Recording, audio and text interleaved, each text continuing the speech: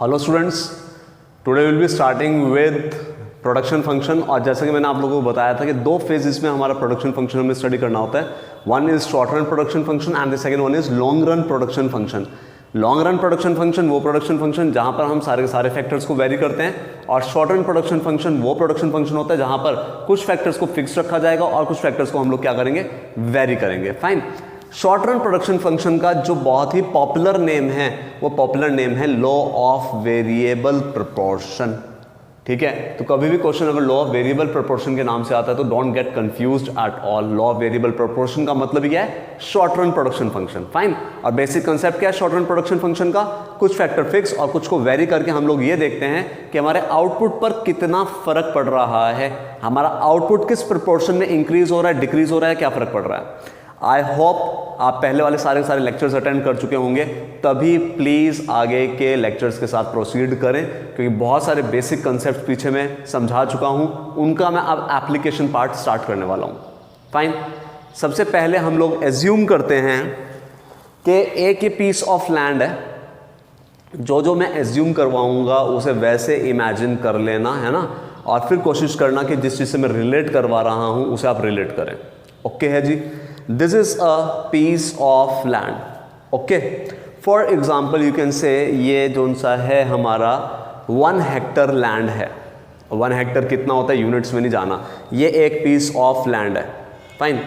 एक लेबर को मैंने इस पे लगाया और मैंने बोला कि जी आप प्रोडक्शन स्टार्ट कर दो, आप जोन सा है वीट इस पे ग्रो करना शुरू कर दो।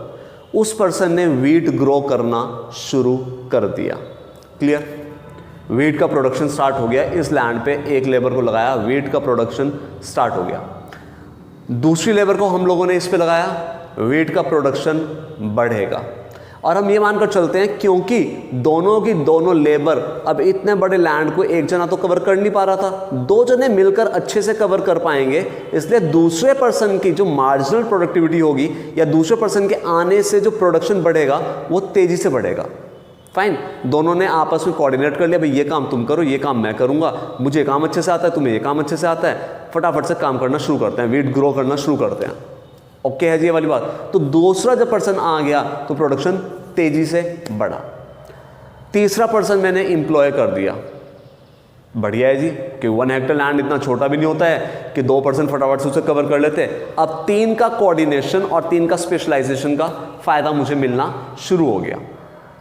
फॉर एग्जाम्पल, इस लैंड पे ऑप्टिमम कॉम्बिनेशन जोन सा है, इस लैंड पे 4 लोगों की ज़रूरत है, मैं 4th पर्सन को लगाऊंगा तो ये तो मेरा बेस्ट काम हो गया, यानी कि ये चारों कोऑर्डिनेशन में स्पेशलाइजेशन का फ़ायदा ले रहे हैं। और वो फिक्स फैक्टर जो पहले मेरा अनयूटिलाइज्ड रह रहा था, अब वो फिक्स फैक्टर मेरा क्या है, पूरा का पूरा यूज़ हो पा रहा है। पहले लैंड कवर नहीं हो पा रहा था, एक जने से 2 जनों से, ठीक है, प्रोडक्शन बढ़ा, तीसरे से और बढ़ा, चौथे के आने से और तेज़ी से बढ़ा। अब मैंने ऑप्टिमम कॉम्बिनेशन बताया 4:1, 4 labour are required on 1 hectare of land. हमारी साइंटिफिक स्टडीज के हिसाब से ये जो सा ऑन एन एवरेज एक ऑप्टिमम कॉम्बिनेशन निकल कर आता है। अब मैंने 5वीं लेबर लगा दी, हाँ क्योंकि मैंने लेबर बढ़ाई है तो प्रोडक्शन पे कुछ फर्क पड़ेगा, लेकिन बहुत तेजी से प्रोडक्शन नहीं बढ़ेगा। हमने बोल दिया कि यार तुम थोड़ा ना साफ सफाई का ध्यान रख लो, कि जो भी कूड़ा वगैरह हो रहा है उसे हटा दो और थोड़ा सा लैंड को फर्टाइल कर दो, यानी कि उसकी बुनाई कर दो, जो भी होता होगा है ना, थोड़ा सा खोदना वगैरह शुरू कर दो उसे। चलो जी, यानी कि 5th लेबर के आने से प्रोडक्शन हुआ लेकिन थोड़ा सा बढ़ा। 6th लेबर लगाई मैंने, अब 6 की भी ज़रूरत नहीं है, लेकिन फिर भी चलो हम लोगों ने अगर उसे लगा लिया है, हमने उसे एम्प्लॉय कर लिया है, तो उसके आने से प्रोडक्शन कुछ बढ़ा, हल्का फुल्का उसने भी कुछ ना कुछ कॉन्ट्रीब्यूट किया। अब भाई इससे ज़्यादा की जगह नहीं है।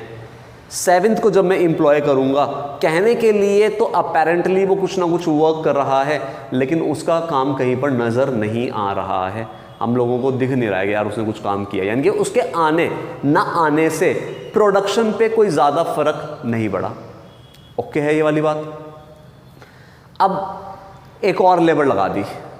जब मैंने और लेबर लगा दी, अब ज़रूरत तो कहीं ना कहीं 4 की थी, 5 की या 6 की, उसमें प्रोडक्शन कुछ धीरे धीरे बढ़ा।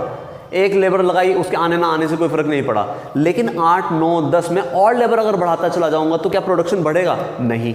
अब क्या होगा, जो आपस में पहले कोऑर्डिनेशन था, इन्होंने एरियाज डिवाइड कर रखे थे, स्पेशलाइजेशन का जो फायदा मिल रहा था, अब क्या है, वो फायदा मिलना बंद हो जाएगा। अब कहीं ना कहीं कोऑर्डिनेशन जो सा है वो कन्फ्लिक्ट्स में कन्वर्ट हो जाएगा। क्या यार तू काम तो करने दे, हट जा या चलो यार बातें करते हैं। जब एक्सेसिव लेबर हो जाएगी तो जो लोग काम कर रहे थे अब वो भी प्रॉपरली फ्रीली वर्क नहीं कर पाएंगे, तो जितना पहले प्रोडक्शन हो पा रहा था अब उतना भी प्रोडक्शन नहीं हो पाएगा, यानी कि मेरा प्रोडक्शन फॉल हो जाएगा। तो मैंने कुछ 3 स्टेजेस समझाने की कोशिश करी कि शुरुआत में मैंने जब लेबर लगाई तो प्रोडक्शन तेजी से बढ़ा, फिर प्रोडक्शन हुआ तो सही लेकिन धीरे धीरे हुआ, और फिर कहीं ना कहीं प्रोडक्शन बढ़ने की जगह कम हो गया।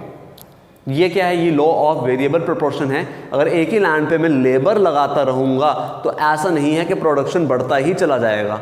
अगर ऐसा होता या प्रैक्टिकली ऐसा कभी पॉसिबल होता तो इंडिया जैसी कंट्री जहां पर लेबर एबंडेंस में है, क्योंकि हमारे अनएम्प्लॉयमेंट की प्रॉब्लम एक ऐसी प्रॉब्लम है जो कभी खत्म होने वाली नहीं है, तो इस हिसाब से तो हम लोग कभी भी फूड ग्रेन्स में डेफिशिएंसी फेस ही ना करते।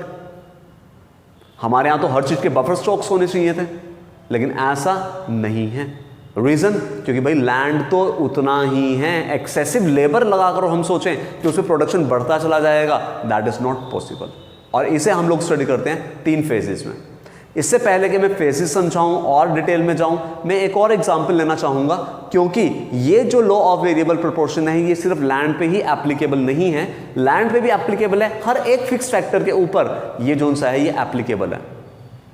अब गर्ल्स के लिए कुछ एग्जाम्पल ले लेते हैं। फाइन, खाना बनाना है हमें, ठीक है जी, घर में मेहमान आ रखे हैं बहुत सारे, और हमारे यहाँ पर जो चूल्हा है जिस पे खाना बनता है उसमें 2 ही बर्नर्स हैं। ओके है जी, 2 ही बर्नर्स उस पर अवेलेबल हैं। एक पर्सन ने, एक लेडीज़ ने, माता श्री ने हमारी, या किसी को भी हम समझ सकते हैं ना, my mother started with cooking of food. उन्होंने बनाना शुरू किया, चकला वेलना, रोटी वेली, तवे पे डाली, चलो जी, उसे सेका, उसमें घी लगाया, हॉट पॉट पे डाल दिया। ओके जी, ठीक है जी, यानी कि प्रोडक्शन स्टार्ट हो गया, काम शुरू हो गया। माई सिस्टर ऑल्सो ज्वाइंड हर, या किसी भी लेडीज का आप एग्जाम्पल कहीं पर भी समझ कर चल रहे हैं ना, एक और फीमेल ने क्या किया, ज्वाइन कर लिया। अब क्या होगा कि फटाफट से वो वेल रही हैं, डाला, अब आगे का काम उन पे ध्यान देने की जरूरत नहीं है, वो अगला पेड़ा लेंगी, उसे धूड़े में, है ना, सूखे आटे में लगाएंगी, यूं करेंगी, उस पर डालेंगी, करेंगी। और जो दूसरी पर्सन है उसने क्या किया, उसने फटाफट से उसे सेका, तवा हटाया, गैस पे डायरेक्ट सेका, मैं भी कुकिंग एक्सपर्ट हूँ देख लो, है ना। फिर क्या किया, उसे निकाला, तवा वापस रखा, उस पर घी लगाया, हॉट पॉट में डाल दिया। ओके है जी ये वाली बात। यानी कि शुरुआत में प्रोडक्शन हो रहा था, शुरुआत में माय मदर वॉज और the lady was cooking the food, हाँ जी समझ में आ रहा था, वो बना रही थी। जब 2 जनी हो गई तो अब क्या हुआ, अब कोऑर्डिनेशन बढ़ गया कि एक जना ये काम कर रहा है, मैं स्पेशलिस्ट हूँ इस चीज़ में, मैं गोल गोल रोटी बना लूँगी, और तुम सखी क्या करो, फटाफट से इसे सेक कर घी लगाकर पैक करती रहो, हॉट पॉट में डालती रहो। ओके है। Third female also joint. अब क्या होगा, तीसरी के आने से हम लोग अभी एक गैस पे काम कर रहे थे, अब हम दूसरों गैस पे काम कर पाएंगे कि फटाफट से वो करी जा रही है, एक इधर डल रही है, एक उधर डल रही है, सेकने का काम हो रहा है, एक पैकिंग का काम हो रहा है। यानी कि तीसरी के आने से भी कहीं ना कहीं कोऑर्डिनेशन हम लोगों का इंक्रीज हो रहा है। अब चौथी आ गई, ठीक है यार तुम पैकिंग का देख लो, सिर्फ घी लगाकर और पैक करते रहो, उसमें ज़्यादा काम नहीं है। अगर ध्यान देंगे आप लोग तो कुछ टाइम उसका हाथ फ्री रहेगा, क्योंकि इतनी जल्दी सीखेगी नहीं जितनी जल्दी घी लगाकर उसे रखने का काम होगा। 5वां और पर्सन आ गया, उसके आने से कोई ज़्यादा फर्क नहीं पड़ा, जितना काम 3 जन ही कर पा रही थी, 3 ही रिक्वायर्ड थी लगभग, एक डाल रही है, एक सेक रही है, एक पैकिंग कर रही है, चलो 4 मान लो, 4 रिक्वायर्ड थी, तो 5वीं के आने से कुछ ज़्यादा फर्क नहीं पड़ा, छठे के आने से कुछ ज़्यादा फर्क नहीं पड़ा। अब मानो कि 2 ही बर्नर्स हैं और 7 फीमेल्स आ गई या 6 आ गई, उसके आने से कोई फर्क नहीं पड़ा, 7, 8, 9 अगर और फीमेल्स में बढ़ाता रहूँगा तो क्या रोटियाँ फटाफट से बननी शुरू हो जाएंगी। फिर जितनी चपातीस बन रही थी अब उतनी भी चपातीस नहीं बन पाएंगी, क्योंकि अब क्या चलेगा, अब चलेगा आओ सहेली चुगली करें, मतलब यानी कि अब गॉसिप स्टार्ट हो जाएगा। ए तुझे पता है उसकी बहन क्या कह रही थी, ए तुझे पता है उसकी बहू तो ऐसी है। अब क्या हुआ, जो काम पहले हो भी पा रहा था अब वो काम भी नहीं हो पाएगा। यानी कि अब प्रोडक्शन हमारा शुरुआत में तो तेजी से बढ़ा, क्योंकि कोऑर्डिनेशन, स्पेशलाइजेशन, फिक्स फैक्टर मेरा पूरा यूज नहीं हो पा रहे थे, दोनों बर्नर नहीं जल पा रहे थे शुरुआत में, ठीक है। अब शुरुआत में प्रोडक्शन तेजी से बढ़ा, फिर आने से पैकिंग पुकिंग करने लगी, घी लगाकर एक जना जो सा पैकिंग कर रही है, प्रोडक्शन धीरे धीरे बढ़ा। ठीक है। फिर क्या हुआ, एक पर्सन ऐसी आई कि उसकी ज़रूरत नहीं थी, उसके आने ना आने से कोई फर्क नहीं पड़ा, जितनी चपातीस बन पा रही थी एक पीरियड ऑफ टाइम में उतनी ही चपातीस बन पा रही है, यानी कि प्रोडक्शन मेरा मैक्सिमम हो गया, लेकिन उस पर्सन के आने से उसकी मार्जिनल प्रोडक्टिविटी क्या रही, जीरो रही। ओके है। उसके बाद मैंने और फीमेल्स को बोला, क्योंकि ऐसा होता है ना घर में जब मेहमान आ रखे होते हैं तो सबको दिखाना होता है भी हमने भी काम किया, तो और फीमेल्स ने आकर ज्वाइन कर लिया। अब जब और फीमेल्स आ गई, क्या उनके आने से प्रोडक्शन बढ़ेगा? नहीं भैया, दो ही बर्नर्स मैंने बोले हैं। मैंने एक फैक्टर को क्या बोला, मैंने एक फैक्टर को फिक्स किया है, एक फैक्टर को मैंने वेरिएबल रखा है। अगर आप लोग यहाँ पर नोटिस करें तो फिक्स फैक्टर कौन सा है, मेरा बर्नर जोन सा है या गैस का चूल्हा जोन सा है, वो फिक्स फैक्टर है। और जो फीमेल्स हैं या जो आटा वगैरह है वो सारा का सारा क्या है, मेरा वेरिएबल फैक्टर है। ऐसे लैंड फिक्स फैक्टर था, लेबर वेरिएबल फैक्टर थी, और शॉर्ट रन प्रोडक्शन फंक्शन ही यही होता है कि शुरुआत में हम लोग क्या करते हैं, या शॉर्ट रन के अंदर बेसिकली हम लोग क्या करते हैं, एक फैक्टर को फिक्स रखते हैं और दूसरे को क्या करते हैं, हम लोग वेरी करते हैं, दूसरे को हम बढ़ाते हैं और ये देखते हैं उससे हमारे प्रोडक्शन पे कितना फर्क पड़ने वाला है। ओके है, समझ में आया? इतनी बात ऑलमोस्ट क्लियर हुई। देखिए, law of variable proportion start करते हैं एक एग्जांपल के साथ। वही, this is land, this is labour, I am keeping it as 1 1 1 1 and for example I have taken it throughout 1. When I am taking this to be 1 throughout, what is the reason behind it is because this is the fixed factor, and in the short run production function the factor which we are taking to be fixed will remain fixed throughout the production function because we are studying short run production function। और यहाँ पर क्या है, मेरा fix factor fix रहेगा, इसे मैं change नहीं कर रहा हूँ। जबकि दूसरा फैक्टर जो सा है लेबर, उसे मैं वेरी करूँगा।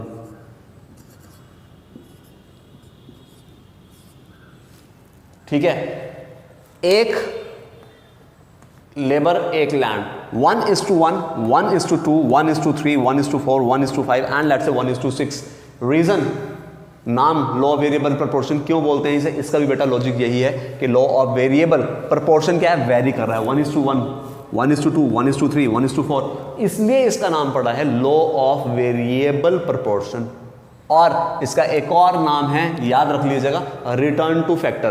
तो एट टाइम इन सब चीज़ों से कंफ्यूजन क्रिएट मत करना कि टीचर ने रिटर्न टू फैक्टर पूछ लिया। रिटर्न टू स्केल नहीं मैं बोल रहा हूँ, return to scale long run production function का पार्ट है, हमारे सिलेबस के अंदर नहीं है। ये रिटर्न टू फैक्टर है, लॉ ऑफ वेरिएबल प्रोपोर्शन है और शॉर्ट रन प्रोडक्शन फंक्शन है, याद रखेंगे नाम। और इसे क्यों बोलते हैं, क्योंकि लैंड फिक्स्ड, लेबर वेरी कर रही है। लैंड को उतना ही रख के लेबर को बढ़ाकर मैं ये देखता हूँ कि मेरा प्रोडक्शन का बिहेवियर कैसा रहता है। और मेरे प्रोडक्शन का बिहेवियर जो रहने वाला है, for example I am taking it to be as marginal product, कि पहली लेबर ने अगर 10 यूनिट्स बनाई हैं तो दूसरी ने 20, 15, 7, 0 and let's say this is I am taking to be as -4। Sir ये नंबर रटने हैं, रटना कुछ नहीं है मेरी क्लास के अंदर, मैं हमेशा से यही चीज़ बोलता हूँ। इसका भी मैं अभी आपको लॉजिक दे दूंगा कि मैं ये नंबर्स क्यों ले रहा हूँ, और इवन इसके अलावा अगर आपको कोई और नंबर्स लेने होंगे तो आप वो नंबर्स भी ले सकते हैं। नंबर चेंज नहीं कर रहा हूँ, गैप कम कर रहा हूँ जिससे और अच्छा दिखे। ठीक है, अब आप लोगों को लास्ट लेक्चर में भी समझाया गया था कि मार्जिनल और टोटल का रिलेशनशिप क्या होता है। एक लेबर ने 10 यूनिट बनाई, दूसरी ने 20 बनाई, तो दोनों ने मिलकर कितनी बनाई, दोनों ने मिलकर 30 यूनिट्स बनाई हैं। यानी कि I can calculate TP from MP and what it will be, first labour is manufacturing और प्रोड्यूसिंग 10 गुड्स, सेकेंड 20, तो दोनों मिलकर 30। यानी कि अगर ये 10 आएगा तो this will what, this will B 30। दो लेबर ने 20 यूनिट्स बनाई हैं और थर्ड ने 15 बनाई हैं, तो तीनों ने मिलकर कितनी बनाई हैं, तीनों ने मिलकर 45 यूनिट्स प्रोड्यूस करी हैं। 3 ने 45 करी है, फोर्थ ने 7 करी है, तो चारों ने मिलकर कितनी करी है, चारों ने मिलकर 52 यूनिट्स प्रोड्यूस करी हैं। 4 ने 52 करी, पांचवे के आने से कोई फर्क नहीं पड़ा है, और कोई फर्क अगर नहीं पड़ा है तो this will be what, this will be same as 52। Next और लेबर मैंने लगाई, उस लेबर के प्रोडक्टिविटी माइनस में है, यानी उसके लेबर के आने से उतना प्रोडक्शन भी नहीं हो पा रहा है जितना उसकी एब्सेंस में हो पा रहा था। बेकार लेबर है या उसके आने से फर्क नहीं पड़ा है। This I will take as 48। I hope this is very much clear कि मैंने टीपी कैसे निकाला है ना। एमपी ऐड करता चला जाऊंगा, ये मेरा टीपी कैलकुलेट हो गया। ओके है, कुछ assumptions law of variable proportion के अंदर हम क्या एज्यूम करके चलते हैं, क्या एजम्पशंस हम लोगों की रहती है, वो भी आप लोगों को पता होना चाहिए। अब मेरे ख्याल से law of variable proportion clear है। थ्योरेटिकल पार्ट किस तरीके से इसका वर्क करता है, 2 मैकेनिज्म हम लोग एग्जाम्पल लेकर समझ चुके हैं, और अब एजम्पशंस भी साथ के साथ समझ लें, फिर आगे प्रोसीड करते हैं। पहली एजम्पशन है it operates in short run. ऐसा जो फिनोमिना है ये शॉर्ट रन में ही ऑपरेट करेगा। रीजन, एक तो लॉन्ग रन हमारे सिलेबस में नहीं, और दूसरा लॉन्ग रन के अंदर ये जो मेरी लैंड है इसे भी तो मुझे बढ़ाना पड़ेगा, क्योंकि लॉन्ग रन प्रोडक्शन फंक्शन क्या होता है, जो फैक्टर फिक्स है वो भी वेरिएबल हो जाता है। दूसरा, this law applies to all fix factors including land, यानी कि जितने भी फिक्स फैक्टर्स हैं, मैंने दोनों एग्जांपल लिए, चाहे लैंड का आप एग्जांपल ले लें या कोई और फिक्स फैक्टर, जैसे कि हमारा गैस बर्नर, फाइन, उसे भी क्या है, उसे भी हम फिक्स फैक्टर लेकर चल सकते हैं। तो ये लॉ हर एक फिक्स फैक्टर पे एप्लीकेबल है। Third, it is assume that all the variable factors are equally efficient. अब आप दिमाग में ये नहीं लेकर चलोगे कि यार शुरुआत वाली लेबर बढ़िया थी, एक लेबर ने तो 10 बनाई थी, दोनों ने मिलकर 30 बनाई, यार दूसरी लेबर के आने से 20 का फर्क पड़ा नहीं, दूसरी लेबर बढ़िया थी। नहीं, हम जो लेबर ले रहे हैं वो लेबर जो सी है वो इक्वली एफिशिएंट हम एज्यूम करके चल रहे हैं। यानी कि यहाँ पे जो प्रोडक्शन में चेंजेस आप लोगों को नजर आ रहे हैं, इन प्रोडक्शन में चेंजेस आने का रीजन जो सा है वो बेसिकली क्या है हमारा, what it is something else instead of efficiency of labour. क्या है वो समथिंग एल्स, हम लोग वैसे स्टडी कर चुके हैं, लेकिन फिर हम लोग अभी समझते हैं उस चीज को भी। It is assume that all the factors of production are imperfect substitute. ऐसा नहीं है कि लैंड और लेबर परफेक्ट सब्स्टिट्यूट है, क्योंकि सब्स्टिट्यूट गुड्स कौन से होते हैं, सब्स्टिट्यूट गुड्स वो गुड्स होते हैं जो एक दूसरे की जगह पे यूज किए जा सकते हैं। अगर मैं इसी चीज को एज्यूम करके चलूं, करके चलूं तो इस हिसाब से तो यार लैंड की जगह लेबर को लगा तो प्रोडक्शन तो बढ़ना चाहिए, लेकिन भाई लैंड पे तो वीट ग्रो करोगे, लेबर अपना काम करेगी, लैंड अपना काम करेगी, दोनों परफेक्ट सब्स्टिट्यूट नहीं है। ऐसा नहीं है कि लैंड की जगह लेबर लगाते रहोगे और प्रोडक्शन बढ़ता रहेगा, नहीं। The state of technology is constant. आप ये भी नहीं मानकर चलेंगे कि शुरुआत में जब हम काम कर रहे थे तो मशीन्स नहीं थी इसलिए प्रोडक्शन ज़्यादा हो रहा था, बाद में मशीन्स पुरानी पड़ गई इसलिए प्रोडक्शन कम हो गया, नहीं। ये सारे के सारे क्या हैं, ये एजम्पशंस हैं हमारे। ऐसा क्यों हो रहा है, क्योंकि एक सिंपल सी बात है भाई, अभी लैंड का एग्जाम्पल लिया, चाहे हमने गैस बर्नर का एग्जाम्पल लिया, एक ही लैंड पे ऐसा थोड़ा ना कि मैं लेबर लगाता रहूंगा और मेरा प्रोडक्शन बढ़ता रहेगा। फिर तो इंडिया जैसी कंट्री के अंदर फूड ग्रेन्स की कभी प्रॉब्लम आ ही नहीं सकती थी, लेबर एबंडेंस में, क्योंकि एक टाइम के बाद मुझे ये फिक्स फैक्टर भी बढ़ाने की ज़रूरत पड़ेगी। इसलिए हमारे यहाँ पर प्रोडक्शन फूड ग्रेन्स का अनलिमिटेड तरीके से नहीं बढ़ सकता, क्योंकि लैंड क्या है हमारी, वो कॉन्स्टेंट है। क्लियर। अब इस स्टडी को हम लोग 3 फेजेस में डिवाइड करेंगे। शुरुआत में प्रोडक्शन 10 से 20 हुआ, यानी कि ये तेजी से बढ़ा है। जब प्रोडक्शन तेजी से बढ़ रहा है तो उसे मैं बोलूंगा इंक्रीजिंग रिटर्न की स्टेज है वो।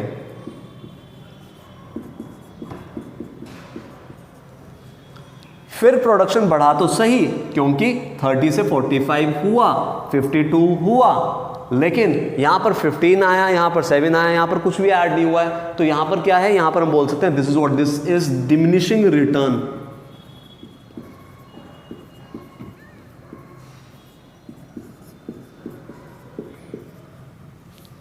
और फिर एक टाइम ऐसा भी आया कि और लेबर लगाने पर जो पहले लोग प्रोडक्शन कर रहे थे अब वो भी प्रोडक्शन नहीं कर पा रहे हैं, तो ये क्या हो जाएगा, ये मेरा हो जाएगा नेगेटिव रिटर्न। आई बात समझ में। तो 3 फेजेस में हमारा प्रोडक्शन होता है, इसे लॉ ऑफ वेरिएबल प्रोपोर्शन बोलते हैं। Law of variable proportion states that as we keep on increasing the variable factor along with the fixed factor, initially production increases at increasing rate, then after it increases at diminishing rate, and then it starts declining, or total products gets into what, downfall turn. Fine, ये clear हुआ। This is what, this is our law of variable proportion, जिनकी हमारी 3 stages हैं, increasing return, diminishing return और negative return. ये मेरे assumptions हैं, definition वगैरह सब कुछ प्रिपेयर कर लेंगे। इसे अगर हमें एक्सप्लेन करना है तो हम इस तरीके से एक्सप्लेन करेंगे। इनिशियली जब हम लैंड को फिक्स रख के लेबर बढ़ाते हैं, या इनिशियली जब हम फिक्स फैक्टर पे वेरिएबल फैक्टर को बढ़ाते हैं, तो वेरिएबल फैक्टर को बढ़ाने से शुरुआत में इंक्रीजिंग रिटर्न आएंगे, फिर डिमिनिशिंग रिटर्न आएंगे और फिर नेगेटिव रिटर्न आएंगे। जितना प्रोडक्शन हो रहा था उतना भी प्रोडक्शन नहीं होगा। इसके रीजंस हम लोग देखेंगे नेक्स्ट लेक्चर के अंदर, लेकिन अभी के लिए इसका एक बार हम लोग ग्राफ बनाकर देख लेते हैं कि इसका ग्राफ या जिराफ कैसा बनेगा।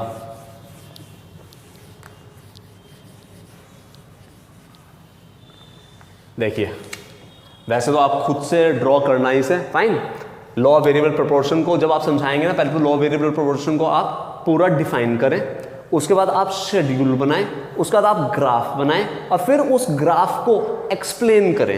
ये प्रॉपर मेथड होता है आपको आंसर प्रेजेंट करने का। वहां पर टीचर्स आपको ये नहीं बोलेंगे कि explain the law of variable proportion by using schedule, graph, explanation, diagram. नहीं, वो तो सिंपल लिख देंगे 6 मार्क्स के अंदर, explain the concept of law of variable proportion. Now it is up to you, what you have to do, now you have to explain it in detail. Fine, देखिए किस तरीके से इसका ग्राफ बनेगा, समझें उस चीज को।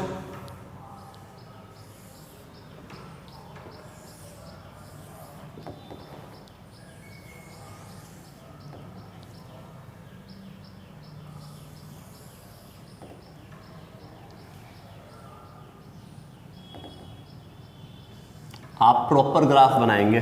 Fine, this is what this is, I am taking to be TP, that is what that is labour, sorry this is total product, और इस एक्सिस पे हम लोग ले लेंगे लेबर को। यहां पर हम लोग लेंगे MP, that is on this particular Y axis, and over here we will take it to be as labour. अब हम लोग क्या करेंगे, अब हम लोग बेसिकली इसे समझाएंगे और इसमें स्टेजेस मार्क करेंगे। देखो जहां पर ये मैक्सिमम आ रहा है ना, ऑलमोस्ट यहां पर, यहां से हम लोग स्टेज 1 मार्क कर देंगे।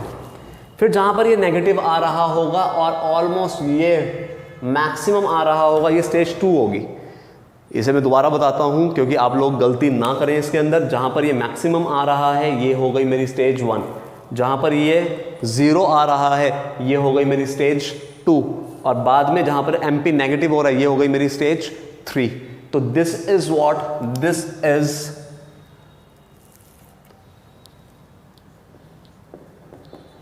Increasing return, this is what this is diminishing return, and this is what this is negative return. This is stage 1, this is stage 2 and this is stage 3। दोबारा समझें अभी से। जहां पर बच्चे ये मैक्सिमम हो रहा था, यहां से एक डॉटेड लाइन हम लोगों ने ड्रॉ करी, ये आ गया मेरा इंक्रीजिंग रिटर्न। जब मेरे लेबर लगाने पे या वेरिएबल फैक्टर को बढ़ाने से प्रोडक्शन तेजी से बढ़ता है तो that is what that is increasing return. और याद रखेंगे इसकी जो शेप आएगी वो इस तरह से आएगी, ठीक है, क्लियर हुआ। This is what this is increasing return. फिर जहां पर ये मेरा 0 आ रहा होगा वहां से हम लोग एक डॉटेड लाइन से शो करेंगे, that is what that is diminishing return. और उसके बाद ये क्या आ जाएगा, stage 3, and this is what this is negative return. Clear हुआ। तो 3 स्टेजेस हैं, increasing return, diminishing return, negative return. समझाएंगे कैसे। शुरुआत में जब हम लेबर बढ़ा रहे हैं तो MP increases, TP increases at increasing rate. MP बढ़ रहा है और टीपी इंक्रीज हो रहा है इंक्रीजिंग रेट पे। दूसरी स्टेज के अंदर हम लोग समझाएंगे एमपी इज डिक्रीजिंग, एमपी कम हो रहा है, लेकिन एमपी अभी क्या है, एमपी यहां पर पॉजिटिव है। Fine, MP is still positive over here. When MP is positive TP starts increasing at diminishing rate. TP अब भी बढ़ रहा है लेकिन किस रेट पे बढ़ रहा है, अब ये डिमिनिशिंग रेट पे बढ़ रहा है। तो TP increases at what rate, TP increases at diminishing rate. फिर MP is negative, marginal product क्या हो गया मेरा, नेगेटिव हो गया है। और जब मार्जिनल प्रोडक्ट मेरा नेगेटिव हो गया है TP starts decreasing. Fine, clear हुआ। ये क्या है, ये मेरा लॉ ऑफ वेरिएबल प्रोपोर्शन है कि शुरुआत में जब मैं लेबर बढ़ाता हूं एमपी तेजी से बढ़ता है या एमपी बढ़ता है और टीपी इंक्रीजिंग रेट पर बढ़ता है। फिर एमपी कम होना शुरू होता है लेकिन पॉजिटिव है अभी, यहां तक के आप लोग समझ सकते हैं। फाइन, एमपी कम हो रहा है लेकिन क्या है, पॉजिटिव है। तो TP increases at what, diminishing return या डिमिनिशिंग रेट बोल देंगे यहां पर। और उसके बाद क्या हुआ, एमपी इज 0 तो TP is maximum. When MP is 0 we can assume it to be at what, this is maximum point. और फिर क्या हुआ, MP मेरा नेगेटिव हो गया तो TP क्या हो गया, मेरा TP कम हो गया है। तो this is the concept of law of variable proportion. Fine, चलिए, don't forget to put your views and comments in the comment section. Thank you. For complete lectures, contact me. My contact number is 8077296678. Fine. Thank you. Have a nice day.